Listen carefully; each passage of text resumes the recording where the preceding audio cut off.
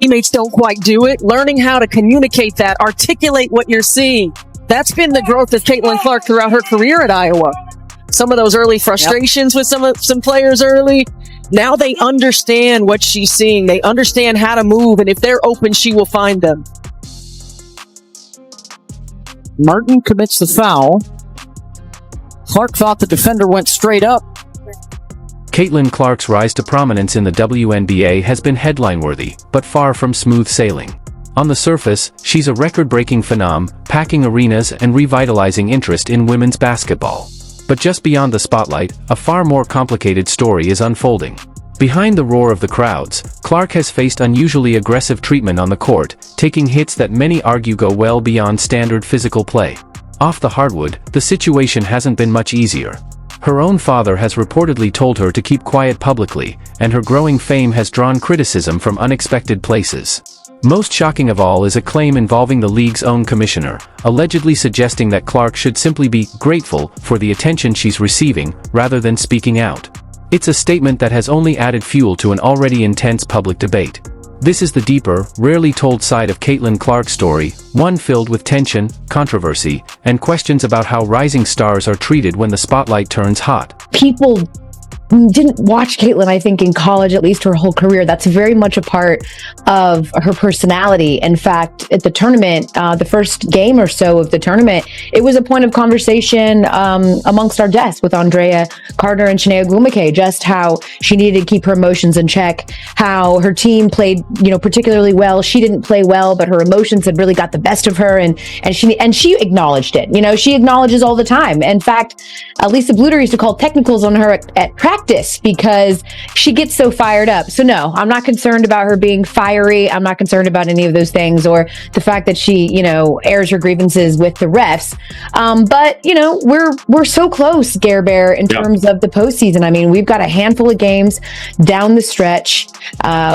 We've got Chicago losing to Minnesota, and then Atlanta losing to Washington, and Atlanta Clark's career has been a whirlwind of incredible highs, but it's the moments of raw, unfiltered emotion that have begun to define her public image. Her frequent clashes with referees are well documented, with a history of technical fouls that have put her on the brink of suspension. These aren't just isolated incidents of frustration. They are explosive displays of a relentless competitive spirit that often borders on combustible. Keeping your emotions in check. So I guess in a tense game like this, tense environment, I guess where does your mind, your competitiveness go when, occasionally teammates, kind of have to come in and redirect you away from the refs?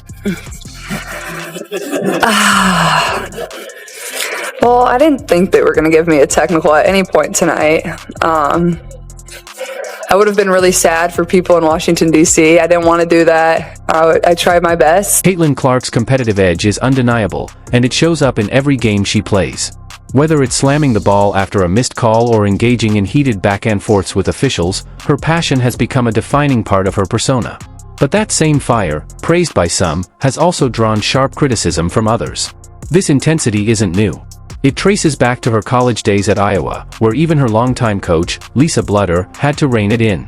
According to reports, Bluter would occasionally give Clark technical fouls in practice, not out of punishment, but as a tool to help channel her emotions constructively. It was an early attempt to prepare her for the spotlight, and the scrutiny that comes with elite status. Fast forward to her first year in the WNBA, and those concerns came roaring back. Clark quickly accumulated 6 technical fouls in her rookie season, just one short of triggering an automatic suspension under league rules. For the rest of the year, she walked a tightrope, balancing her competitive spirit against the risk of crossing the line. The question now isn't just about talent, it's about control.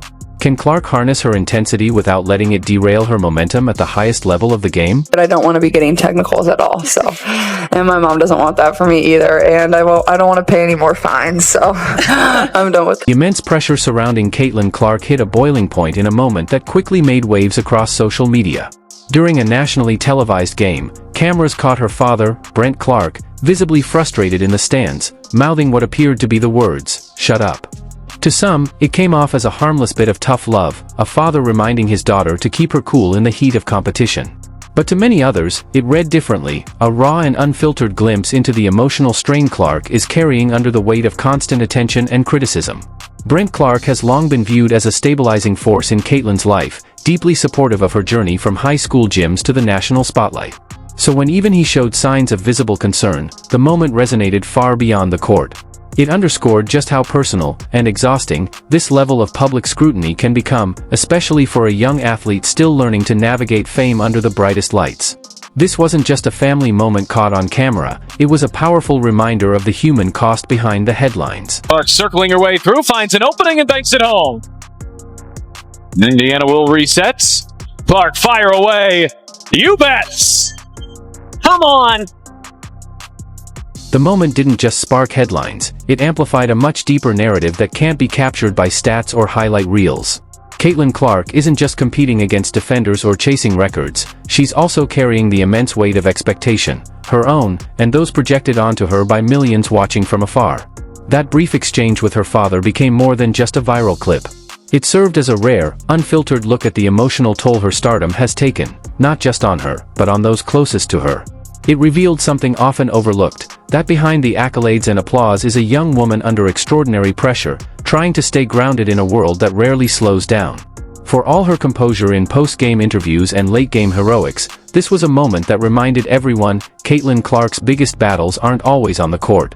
Sometimes, they're the quiet, invisible ones, unfolding within, while the people who love her watch from the sidelines, hoping she makes it through intact. Obviously the scoring. Yeah, Is that accurate? it was definitely fun, and obviously I've gone against JC for quite a while now in my career. Every year I was at Iowa, she was really good at Ohio State, so I'm pretty familiar with her game and what she's about, and I think she's had a really good year for the Wings, and she just kind of takes what they give you. She's always consistent. She's always going to step up to the plate and guard whoever she needs to guard, and happy for her. But I thought the game was really fun. Obviously, once we got it to 8, I wish we could have kept that a little bit better. We didn't execute really in the half court as well, and when they started throwing some traps at us, we didn't respond to it great. So I think just executing that last minute and a half a little bit better, where we don't have to just go to the free throw line and make a bunch of free throws. I thought we were great at that, but you want to get to the point where you don't have to rely on that too. So I definitely love this type of game. Very high scoring. The controversy surrounding Caitlin Clark took an even sharper turn with new claims that placed WNBA Commissioner Cathy Engelbert at the center of the firestorm.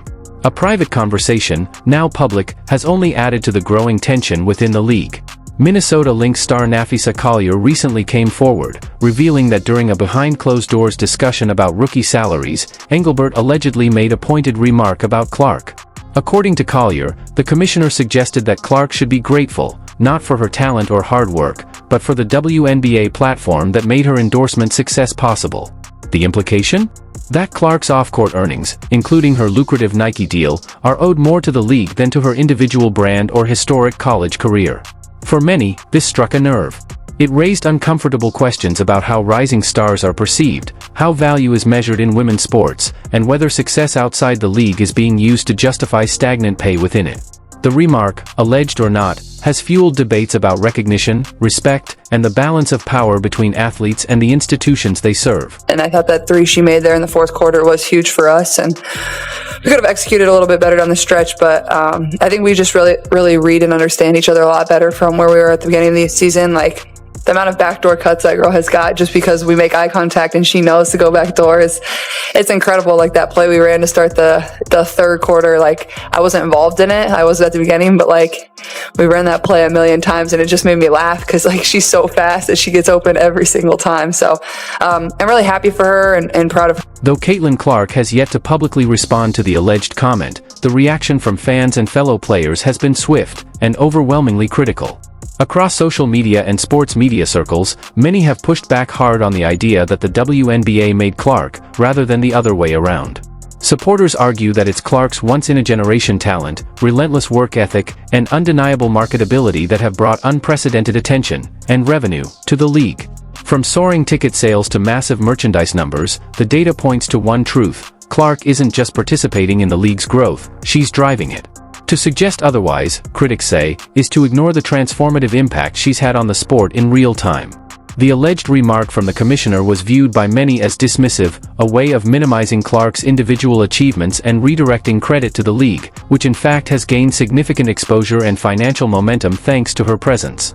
At its core, this backlash isn't just about one comment, It's about how institutions acknowledge the power and influence of their stars, and whether rising athletes are celebrated or silenced as they reshape the game. You get the rookie record, you get a career high. It's a tense game from start to finish. Friday, you acknowledged keeping your emotions in check. So I guess in a tense game like this, tense environment, I guess where does your mind, your competitiveness go when, occasionally teammates, kind of have to come in and redirect you away from the refs?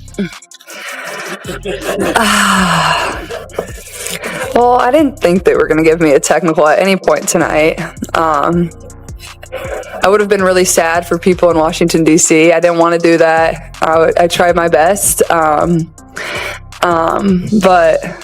my teammates do a really good job of that. They think I'm funny. They think it's funny. So, and then Aaliyah is the one that ends up with a technical. That's the best part about it all. Like, she's the one babysitting me, and then somehow she ends up with a technical, and she didn't really do anything. She was just standing there. So that's what it was. The commissioner's alleged remarks have done more than spark backlash. They've peeled back the curtain on a deeper issue simmering within the WNBA, a growing divide over how talent is compensated and recognized. At the heart of the controversy is the question of fairness, not just in pay, but in how the league values its most influential stars. Nafisa Collier's decision to publicly speak out wasn't just bold, it was a pivotal moment. By directly challenging the league's leadership, she forced a long-simmering conversation into the spotlight. Are the athletes generating the most attention and revenue being compensated accordingly? For many, the answer is a resounding no. Clark, for example, has arguably had a larger impact on the league's visibility than any player in recent memory, yet her rookie salary remains bound by a structure that doesn't reflect that influence. The current pay scale, critics argue, was never designed to account for the kind of massive brand power and draw that players like Clark now bring. The controversy has exposed a fault line between league leadership and the rising stars who are reshaping what's possible for the WNBA, and it's clear that the debate over value and compensation is far from over. But I think I did a better job. I still thought there was like a couple moments there where I could have been a little bit better. But now it's basically over. I don't have to worry about that anymore, but I don't want to be getting technicals at all. So, and my mom doesn't want that for me either. And I don't want to pay any more fines. So, growing discourse around Caitlin Clark has revealed a league at a pivotal moment, one that must now confront how it values the very athletes pushing it into a new era of visibility and success. This is no longer just a conversation about one player's treatment or one controversial comment. It's a broader reckoning with how the WNBA will evolve, and whether its financial and structural systems are equipped to handle a rapidly changing sports landscape driven by star power. Clark's situation is setting a precedent. Will the league adapt to reflect the modern realities of branding, market influence, and athlete-driven growth? Or will it continue operating under outdated frameworks that fail to account for what players like her truly bring to the table? But the tension isn't confined to contract negotiations or public statements. On the court, Clark has become the target of increasingly aggressive play, raising serious concerns about her safety and how opponents respond to her rising stardom. A particularly striking incident came when Connecticut's Marina Mabrey delivered a hard shove that was later upgraded to a flagrant 2 foul by the league. That wasn't the first warning sign. Earlier in the season, Chicago Sky's Chendi Carter delivered a shoulder check that left fans and commentators asking the same question: is this just tough defense, or something more calculated? Many believe Clark's high-profile presence, and the relentless media spotlight, has made her a lightning rod. Whether it's her bold style of play or the perception that she's the face of the league's new era, there's a growing sense she's being deliberately tested, perhaps even targeted, by those trying to send a message or disrupt her rhythm. The toll of that environment became all too real when a groin injury sidelined Clark for a significant stretch of the season. The effects were immediate and measurable. Television ratings dipped. Arena attendance fell. The energy around the league, at least temporarily, felt muted. Her absence served as a stark, undeniable reminder: Clark isn't just a player. She's an economic engine, a cultural force, and arguably the WNBA's most valuable asset. And yet, as the league benefits from her presence, it must also confront a hard truth: that it may not be doing enough to protect her, physically or professionally. Now, as Clark works to recover and return, questions linger. Can she continue to carry the league without being consumed by it? Will she learn to harness her intensity without dimming the spark that makes her so electrifying to watch? Or will the relentless pressure, the physical toll, and the non-stop scrutiny alter the course of her career in ways even she couldn't have foreseen? One thing is certain: the world is watching. Not just to witness what Caitlin Clark does next, but to see how a league responds to the moment she's created. Because Clark isn't just changing the game, she's forcing the WNBA to reckon with what it means to have a superstar in its ranks, and whether it's truly ready to rise with her.